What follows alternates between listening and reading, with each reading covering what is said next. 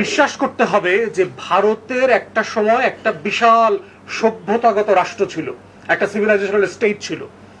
এই সভ্যতা, এই মহাভারত, এই পুরাণ, এই রামায়ণের উপর ভিত্তি করে আমরা আবার নতুন করে চাঁদে চলে যাব, বিভিন্ন পশু পাখির উপরে চড়ে চড়ে চড়ে চড়ে আমরা চাঁদে চলে যাব, এটা বিশ্বাস করতে হবে। তাহলে ওই সভ্যতার উপর ভিত্তি করে আমাদের আবার নতুন রাষ্ট্র হবে, এবং সেই রাষ্ট্রের প্রধানতম প্রতীক হবে হচ্ছে গোমাতা, গরু। হিন্দুস্তানের স্বাধীনতা রক্ষার জন্য যেভাবে মুসলমানরা, শিখরা একসময় যুদ্ধ করেছেন সাহসিকতার সাথে, সেই জনগোষ্ঠী তাদের জন্য হয়ে এখন আর যুদ্ধ করবে না, কারণ তাদেরকে তারা নাগরিকত্বের ফাইল থেকে সরিয়ে ফেলেছে। তাহলে এখন যারা আছেন তারা আসলে সাহসী যোদ্ধা না। এবং ৬২ সালে এই আমাদের উত্তর পূর্বাঞ্চলীয় অঞ্চল যেটা অরুণাচল, এইটা দখল হয়ে গেল এবং চীন সেটা ৩ দিন দখল করে রেখেছে পরিকল্পিতভাবে। ৩ দিন পরে নিজেরাই ভলান্টারিলি উইথড্র করেছে। এবং বলা হয় ২ বছর পরে নেহেরু যে মারা গেছেন, সেইটার স্ট্রোক, সেইটার যে ধাক্কা, অপমান, এই বিদ্যুৎই সে আসলে নিতে পারে নাই। এই কারণে নেহেরুর খুব দুঃখজনক মৃত্যু হয়েছে। ইতিহাসবিদরা এবং তার চারপাশের লোকরা বলেছেন যে ৬২ যুদ্ধে পরাজিত হওয়ার পরে নেহেরুকে নাকি হাসতে দেখা যায় নাই। তার এই পরিমাণ লজ্জা তার ভিতরে তৈরি হয়েছিল। এবং সেইটার পর থেকে যেটা হয়েছে যে ইন্ডিয়ান ডিফেন্স এবং ফরেন পলিসিতে একটা ট্রমা কাজ করে। এই অঞ্চলে কিছু একটা ঘটলেই তার ভিতরে একটা আতঙ্ক তৈরি হয়, এবং বাংলাদেশ হচ্ছে তার এই আতঙ্কের সবচেয়ে গুরুত্বপূর্ণ ফ্রন্টিয়ার। তারা বোধ করে যে পাকিস্তান এবং চায়না মিলে বাংলাদেশকে ব্যবহার করে তার এই 7 সিস্টার্সকে, এই যে শিলিগুড়ি করিডোর আছে, খুব ছোট্ট একটা চিকেন নেক, এটাকে কেটে দিয়ে তার 1/3 অঞ্চলকে যে কোনো সময় আলাদা করে দিতে পারে। এবং এই ট্রমা, এই হচ্ছে বাংলাদেশকে ঘিরে তার যত দুষ্টামি, এই দুষ্টামির সেন্টার পয়েন্ট। এখন বোঝা দরকার যে এই সেন্টার পয়েন্টকে কেন্দ্র করে বাংলাদেশে যে রাজনৈতিক স্খলন হয়েছে, আওয়ামী জাতীয় পার্টি নামক বাংলাদেশে কালচারাল অঙ্গন, পতিত বাম, এই মিলে যে একটা প্রো ইন্ডিয়ান দালাল চক্র তৈরি হয়েছে, এই চক্র মিলে যে বয়ান তৈরি করার চেষ্টা করছে, এই বয়ানে হচ্ছে আমরা যারা এখানে বসে আছি, আমরা হইলাম সবাই ভারত বিরোধী। আমরা আসলে সিম্পলি বাংলাদেশপন্থী লোক। আমরা সিম্পলি বাংলাদেশের স্বাধীনতা, সার্বভৌমত্বের জন্য লড়াই করছি।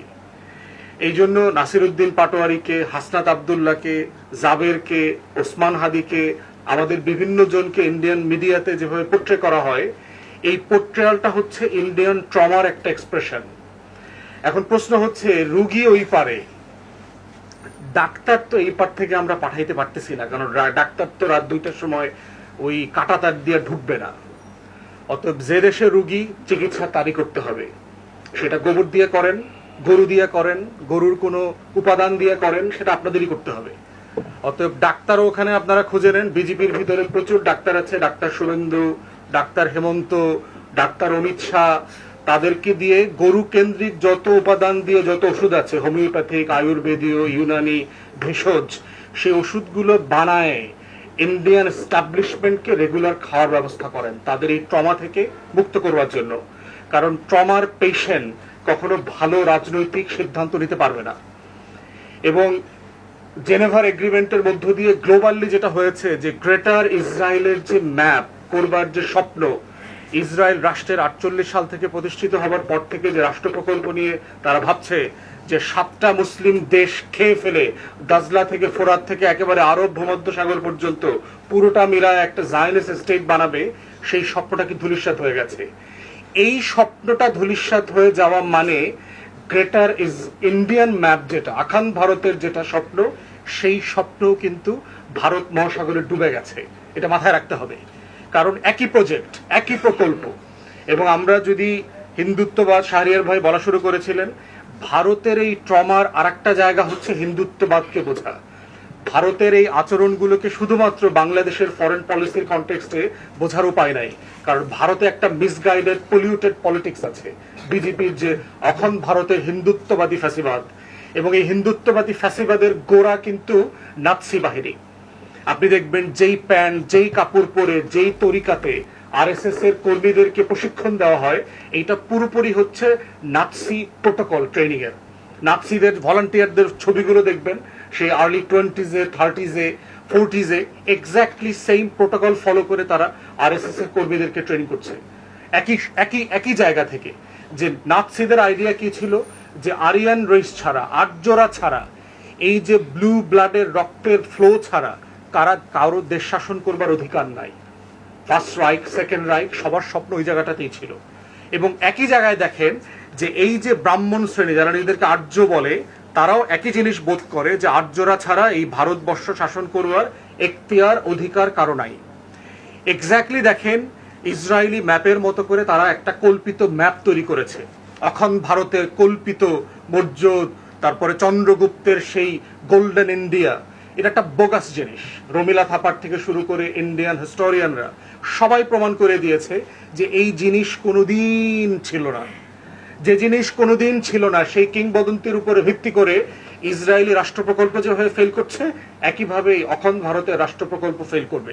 এবং এই ফেল করবার সকল নমুনা আমাদের কাছে এখন দৃশ্যমান। এবং এই জায়গাতে হচ্ছে বাংলাদেশের রাজনীতিবিদ যারা আছেন, বাংলাদেশের রাজনীতি করছেন, তাদের কাছে এই অখণ্ড ভারতের আইডিয়াগুলো খুব পরিষ্কার না। এবং এই জন্যই তারা যেটা করছেন, এই ফ্যাসিবাদের উত্থান আমার রাষ্ট্রের ফরেন পলিসি, ডিফেন্স পলিসি, আমার ডোমেস্টিক পলিটিক্সকে কিভাবে ইন্টারভিন করতে পারে, সেই জায়গাতে বিতর্ক করবার কোনো সুযোগ তারা পার্লামেন্টে করে দিচ্ছেন না। বিরোধী দলের পক্ষ থেকে 147-এ নোটিশ দেওয়া হয়েছে এটা নিয়ে বিতর্ক করবার জন্য।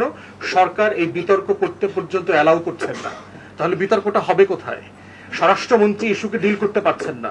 সীমান্ত পুশিন নিয়ে উনি বার্মা ফ্রন্টে প্রচুর বললেন, এটা করবেন, সেটা করবেন, কাঁটাতার দিবেন, পাহাড়ের ভিতরে গিয়ে কাঁটাতার দিবেন, আপনি কত কিছু করবেন।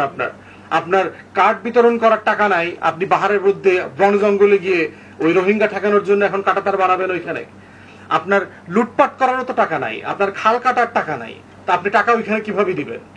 অতএব এই বিতর্ক না করতে দেওয়ার মধ্য দিয়ে যেটা হচ্ছে, পরিকল্পিতভাবে এই যে হিন্দুত্ববাদী ফ্যাসিবাদ এখানে তৈরি হচ্ছে আমাদের সীমান্তে, এবং তার যে কনসিকুয়েন্স আমাদেরকে বোধ করতে হবে, সেটা নিয়ে আমাদের যে গদি মিডিয়ার এক্সটেনশন বাংলাদেশে চলছে, সেটাতে কোনো আলাপ নাই, তর্ক নাই। এখানে ব্যাপক মাত্রায় দেখবেন আবার নতুন করে বাতাবি লেবুর চাষ শুরু হয়েছে। বিভিন্ন জায়গায় জায়গায় দেখবেন পতিত, সুশীল, আওয়ামী সেকেন্ড টিয়ার, থার্ড টিয়ার মূর্খ লোকগুলোকে আপনি টকশোতে রেগুলার দেখবেন। আর যারা 24-এর গণ আন্দোলন, গণ অভ্যুত্থানের পক্ষে ছিল, তাদেরকে দেখবেন আপনি পরিকল্পিতভাবে টকশোগুলো থেকে, নিউজ আইটেম থেকে, নিউজ কাভারেজ অ্যাসাইনমেন্ট থেকে তাদেরকে আবার সরিয়ে দেওয়া হচ্ছে, পরিকল্পিতভাবে করা হচ্ছে। এবং আমাদের ভরসা কোথায়? এই যে আপনারা যারা নাগরিক সাংবাদিকতা করেন, আওয়ামী লীগ আমলেও তাই করেছে। আমরা যারা বাংলাদেশের পক্ষে কথা বলেছি, গণমাধ্যম আমাদেরকে কভারেজ দেয় নাই। আমরা ভরসা করেছিলাম এই নাগরিক সাংবাদিকদের উপরে, যাদেরকে আপনাদেরকে তুচ্ছ-তাচ্ছিল্য করা হয়, আপনাদের স্বীকৃতি দেওয়া হচ্ছে না, অ্যাক্রিডিটেশন দেওয়া হচ্ছে না, মর্যাদা সম্মান দেওয়া হচ্ছে না। তাদেরকে মধ্য দিয়েই হচ্ছে আমরা বাংলাদেশকে বাঁচায় রাখবো ইনশাআল্লাহ।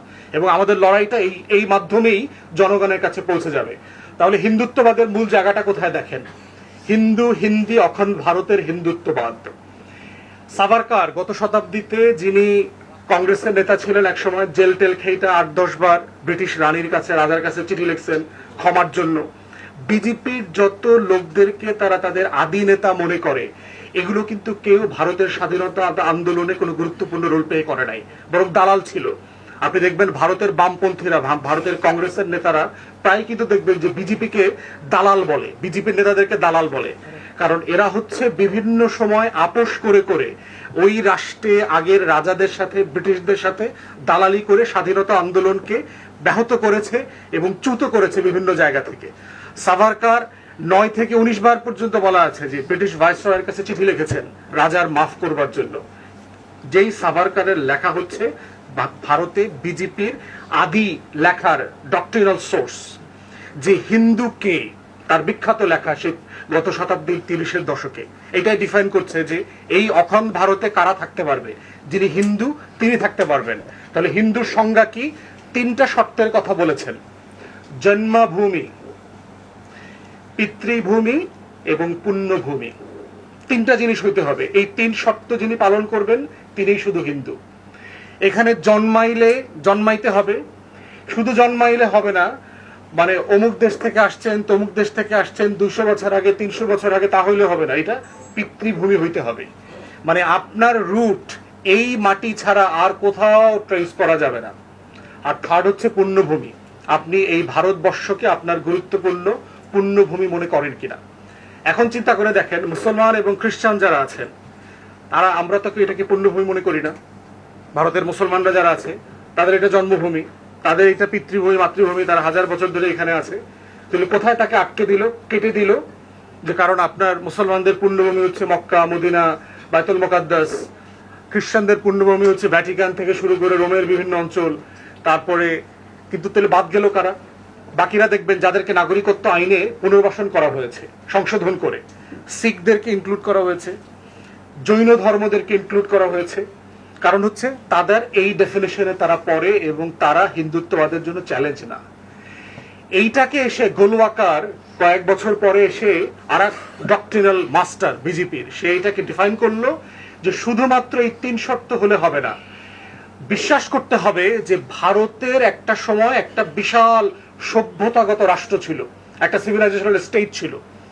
এই সভ্যতা, এই মহাভারত, এই পুরাণ, এই রামায়ণের উপর ভিত্তি করে আমরা আবার নতুন করে চাঁদে চলে যাব, বিভিন্ন পশু পাখির উপরে চড়ে চড়ে চড়ে চড়ে আমরা চাঁদে চলে যাব, এটা বিশ্বাস করতে হবে। তাহলে ওই সভ্যতার উপর ভিত্তি করে আমাদের আবার নতুন রাষ্ট্র হবে, এবং সেই রাষ্ট্রের প্রধানতম প্রতীক হবে হচ্ছে গোমাতা, গরু।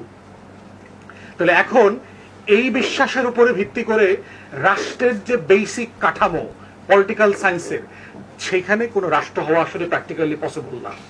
এবং এই জন্যই হচ্ছে যারা ক্রিটিক্যাল থিঙ্কার আছেন তারা সবাই বলছেন যে ভারত আসলে এখনো নিজেই রাষ্ট্র হয়ে ওঠে নাই। যে নিজে এখনো রাষ্ট্র হয়ে ওঠে নাই, সে এই রাষ্ট্রটাকে বড় কিভাবে করবে? এই রাষ্ট্রটা তো ছিল না কোনোদিন। এই রাষ্ট্রের আইডিয়াটা আসছে ব্রিটিশ কলোনিয়াল জায়গা থেকে। জেমস মিলের সেই বিখ্যাত যেই কলোনিয়াল বই আর কি, দ্য হিস্ট্রি অফ ইন্ডিয়া, যেখানে সে 3 ভাগে ভারতের ইতিহাসকে বর্ণনা করেছিল।